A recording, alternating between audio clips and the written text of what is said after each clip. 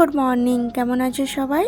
আশা করি অনেক ভালো আছো। আমিও কিন্তু আলহামদুলিল্লাহ ভালো আছি। আমি তারা লাইফস্টাইল ডেইলি ভ্লগে চলে আসলাম আর একটা নতুন ভ্লগ নিয়ে। তো আজকের ভ্লগটা তোমাদের সাথে কিন্তু এই সকাল দিয়ে স্টার্ট করলাম। তো ভিডিওটা লাস্ট পর্যন্ত দেখার জন্য অনুরোধ রইল। আশা করি তোমাদের কিন্তু অনেক ভালো লাগবে। আর আজকের ভিডিওটা যে যেখান থেকে দেখছো আশা করি সবাই ভালো আছো এবং সুস্থ আছো। তো চলো ভিডিওটা তাহলে স্টার্ট করি।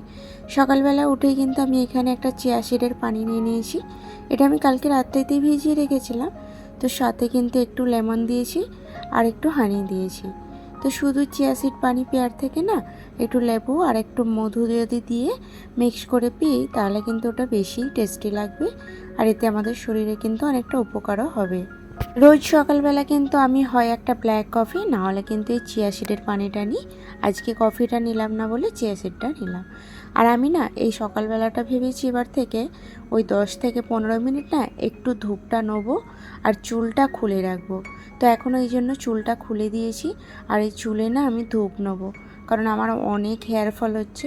তো আমি একটা ডক্টর রেমেডি দেখিয়েছিলাম যে সকালের ধূপটা না চুলে নিতে বলছে হেয়ার ফল হলে। তো আমি ভাবলাম আমার যেহেতু খিড়কিটাতে খুবই ধূপ আসে, তো সেই পরিমাণে আমি 10-15 মিনিট বসে থাকতেই পারি।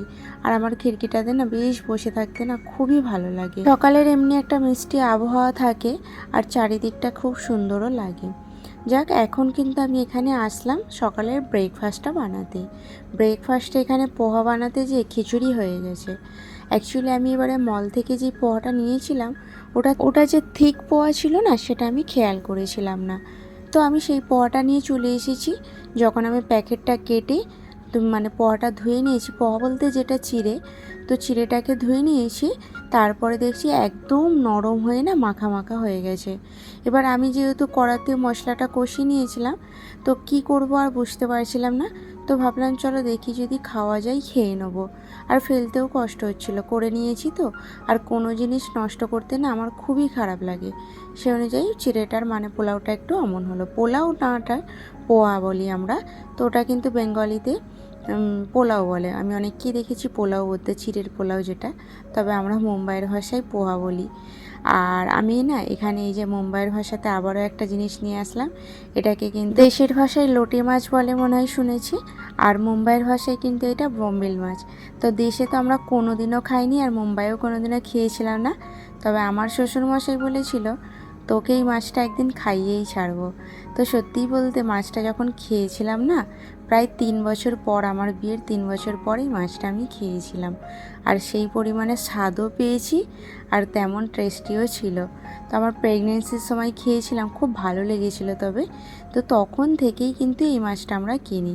আর মাছটা আমি কালকে নিয়ে আসছিলাম, আমি নিয়ে আসিনি, সরি, দিদি বাজার গিয়েছিলো, দিদিকে বলেছিলাম। তো দিদি এই লোটে মাছটা এনে দিয়েছিল। রাজা না খুব পছন্দ করে, শুধু রাজা না, এখন আমিও পছন্দ করি। তো মাছটা কিন্তু আমি ম্যারিনেট করে রেখে দিয়েছিলাম ওই লঙ্কা গুঁড়ো, হলুদ গুঁড়ো, নুন, তেল, আদা রসুনের পেস্ট দিয়ে আর একটু রাঁধুনি মশলা দিয়ে। রাঁধুনি বলতে ওই যে জাস্ট কিচেন মশলা একটা, তো ওটা সবজি রান্নাতে দিলে বেশ ভালো লাগে। তো আমি নতুন আজকে প্যাকেটটা ওপেন করেছি, মলে দেখতে পেয়েছিলাম একটা, নিয়ে আসছিলাম, ওটাই দিয়ে রান্নাটা করছি।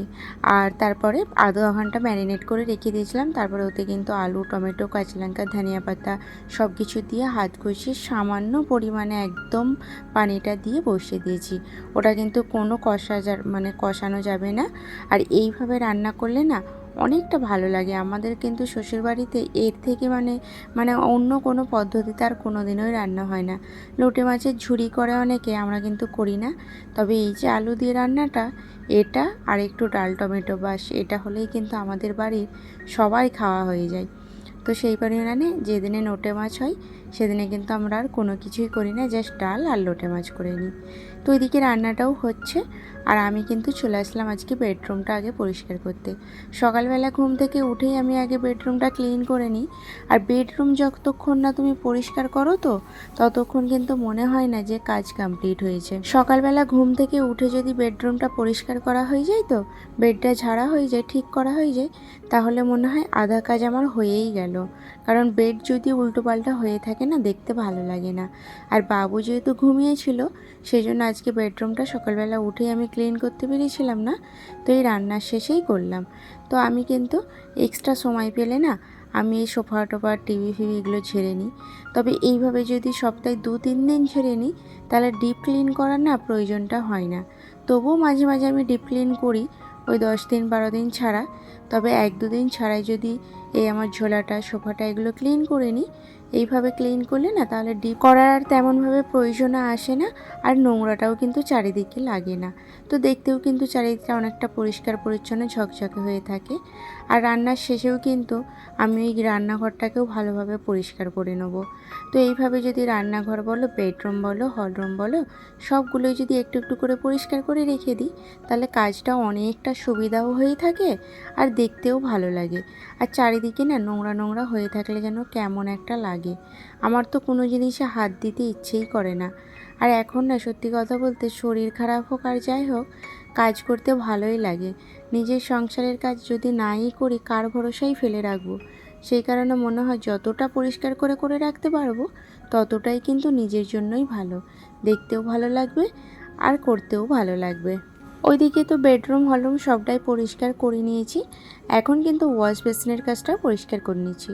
আর এটা না আমাকে রোজই করতে হয়, কারণ ওয়াশ বেসিন তো বাড়িতে ছোট বাচ্চা থাকলে ওয়াশ বেসিনটাতে আমার মনে হয় বেশি পেরেশান করে।